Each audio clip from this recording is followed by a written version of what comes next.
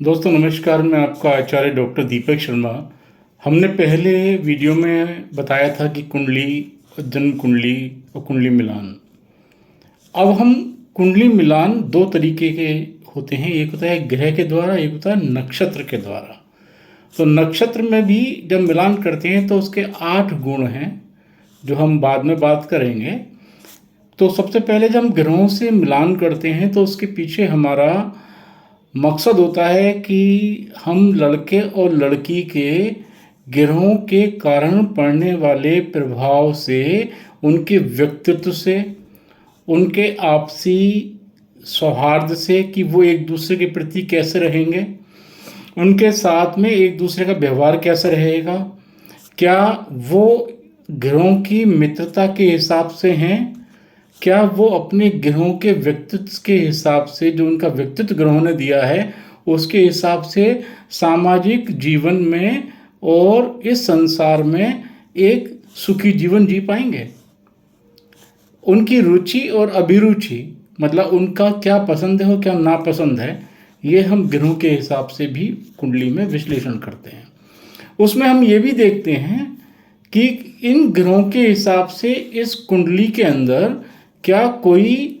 जन्मजात रोग तो नहीं है, क्या कोई ऐसी चीज़ तो नहीं है जो कि इनको आनुवांशिक तौर पे मिलती चली आ रही हो या इनके पूर्वजों पर रही हो। बहुत सी बार आपने देखा होगा कि लिकोड्रमा एक बीमारी है जो कि आनुवांशिक रूप से मिल जाती है लोगों को, तो वो एक जनरेशन में नहीं आती, तो इसका मतलब ये नहीं है कि वो दूसरी जनरेशन में नहीं आएगी। शुगर है इस तरीके की, या किसी को हृदय संबंधी बीमारियां हैं, आयु का निर्धारण ग्रहों के हिसाब से देखा जाता है, रोगों का निर्धारण ग्रहों के हिसाब से देखा जाता है। तो मैं आपसे ये बात समझाने की कोशिश कर रहा हूँ कि ग्रहों के हिसाब से भी सबसे पहले कुंडली का विश्लेषण किया जाना चाहिए जब हम किसी की शादी के लिए गुण और अवगुण मिलाते हैं। ठीक है। दूसरा है नक्षत्रों के मिलान से। उसमें हमारे 8 तरीके के वेद जो हैं, हम उसमें कहते हैं कि वो हमारे होते हैं नक्षत्रों के गुण, उनकी रचना, उनकी संरचना के हिसाब से हम जो है ये चीज़ देखते हैं, जिसमें उनका स्वभाव, उनकी मानसिकता, क्या उनके अंदर संतान को उत्पन्न करने की क्षमता है, क्या उनकी आपसी प्रकृति एक दूसरे के लिए समान है, कहीं ऐसा ना हो कि उनमें उत्तर और दक्षिण का फर्क हो, उनके व्यवहार में